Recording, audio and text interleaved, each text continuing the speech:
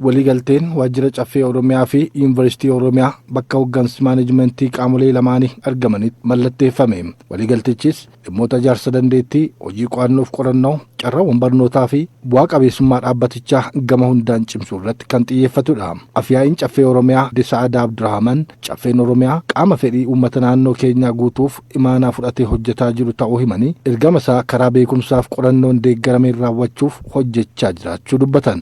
Wajii gara fuulduraa walii hojjedhu keessatti akkamittiin gahee keenya baachuu akka qabnu, akkamittiin seektaroota ceesisuu akka dandeenyu, instituushinii cimaa akkamitti akka ijaaruu qabnu irratti humna isaan bira jiru, beekumsa isaan bira jiru, dandeettii isaan bira jiru, muuxannoo isaan bira jiru fayyadamnee seektaroota naannoo keenyaa akkamitti ceesisuu akka dandeenyu, jijjiirama bu'uuraa sana akkamitti fiduu akka dandeenyuuf waliigaltee kan walii mallatteessineedha. Sirna cimaa ijaaraa jirruuf dhaloota ga'oomsuun dandeettii raawwachiisummaa qaamolee mootummaa fi caasaalee waajjira caffee sadarkaan jiranii ga'oomsuun gaaffii uummanni kaasu deebisuuf Yuunivarsiitii naannoo Oromiyaa waliin hojjechuun murteessaadhas jedhan. Yuunivarsiitii keenya wajjin hojjechuudhaaf gammachuu guddaa qabna, koomitimentii guddaa qabna.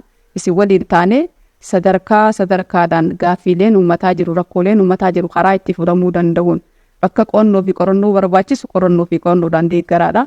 Bakka leenjii barbaachisu leenjii dandeettii raawwachiisummaa qaamolee garaagaraa hooggansa irraa kaasee cimsaadha. Yoo waliin kan hojjennu taate jijjiirama bu'uuraa sana naannoo keenya keessatti fiduu dandeenya. Pireezidaantiin Yuunivarsiitii naannoo Oromiyaa Dr. Garramoo Hulluuqaa Yuunivarsiitichi ergama guddaa qabatee hojjechaa jiru milkeessuuf hojiiwwan qorannoof qo'annoo humna namaa ga'oomsuu fi kanneen kana fakkaatan irratti hojjechaa jira jedhan.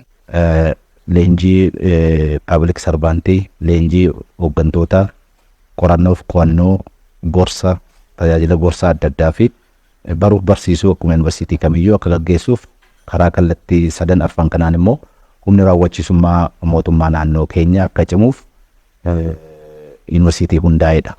Waliigalteen kunis itti gaafatamummaa yuunivarsiiticha irra jiru caalmaatti hubannee naannoo Oromiyaa keessatti jijjiirama barbaadamu fiduuf akka hojjennu kan nu onnachiisudhas jedhan. Uummanni Oromoo guddaan kun caffee irraas yuunivarsiitii irraas waan guddaa eega waan ta'eef yuunivarsiitiin kuniif caffee waliin yoo ta'e gama tokkoon yuunivarsiitii caffeen karaa qoree abbiisaas karaa adda addaatiinis deeggaruutiin madaaluutiin kallattii kennuutiin yuunivarsiitiin kun akkuma cimu gochuu keessatti gahee guddaa waan qabuuf walitti seenaa hojjechuu keessatti illee baay'ee irraa fayyadamna jennee yaadna.